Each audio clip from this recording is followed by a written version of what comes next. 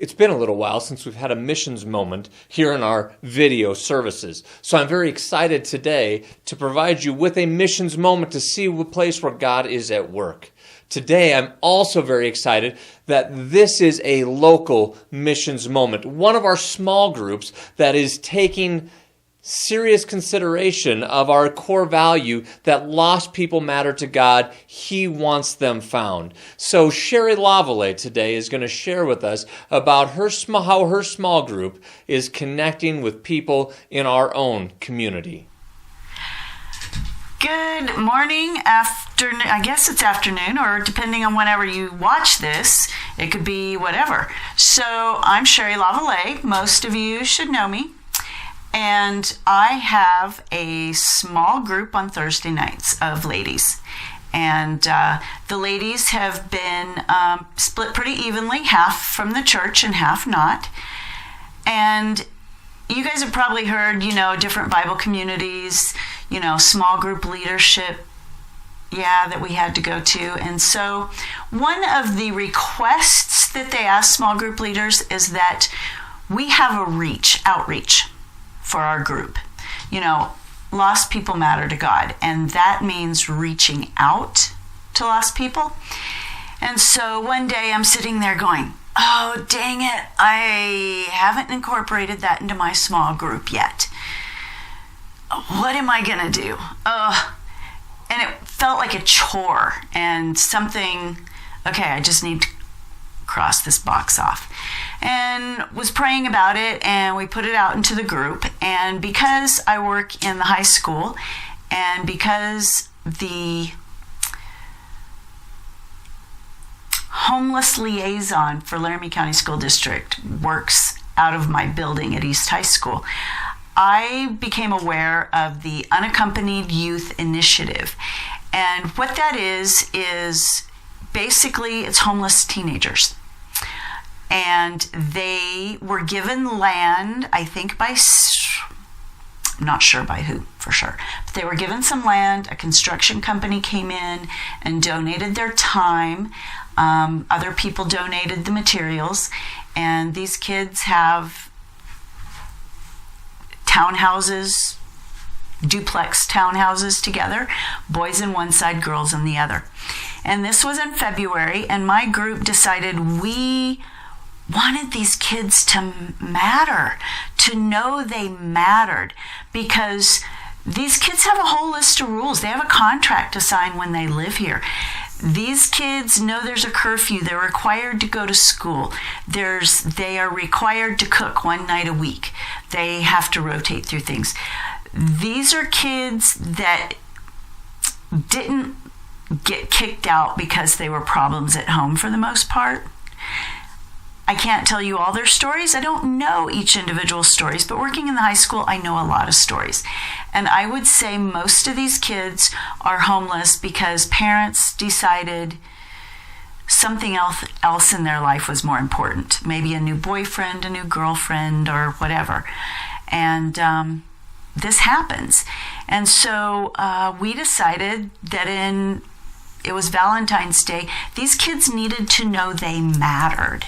And so we just made little gift bags, and we put candy, and we put little, Valentine's little stuffed animals, and we put gift cards for coffee and gift cards for food and little things like that in there. And then we decided that, they need to know they're important and they matter all the time, not just.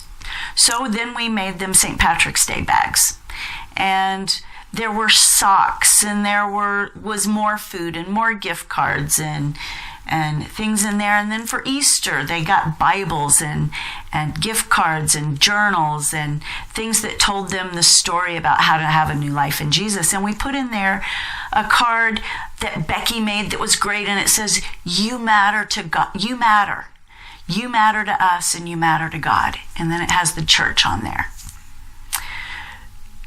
I can't imagine not having a home and not knowing I matter. And you don't hear that once and believe it. And so we've tried to do this every month.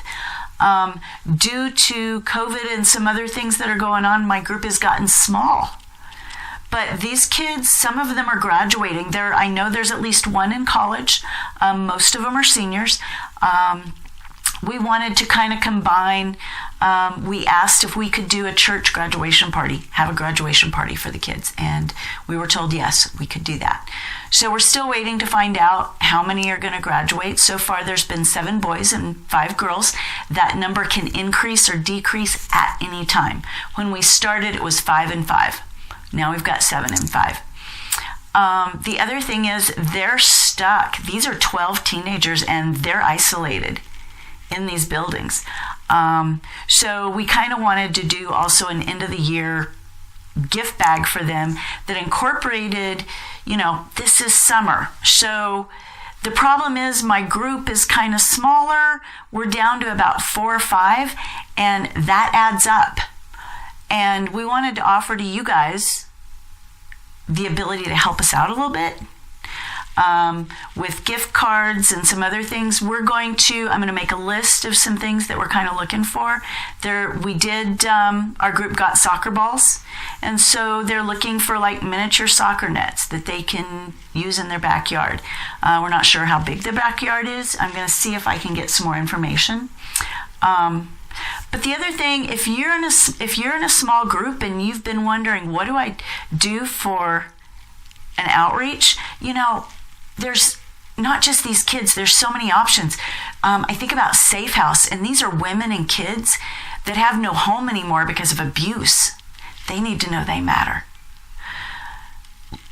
All you have to do is pray.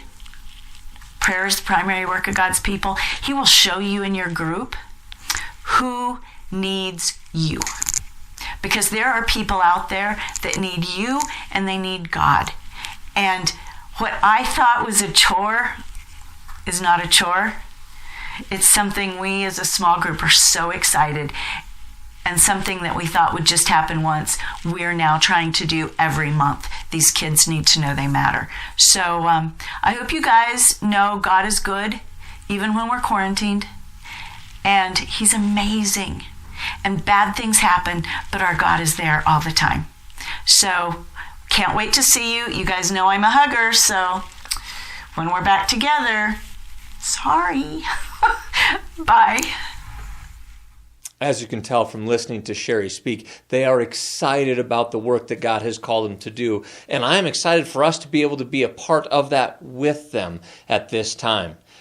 I've put in the link in the description of this video a list of the items that they're looking for. We also have that in the newsletter for you to take a look at as well, so that you can see the things that we are wanting to provide. If there's anything that you would like to be a part of, we invite you to purchase those items and bring them to the church, where we will collect those things, hoping to get that to them by the end of May.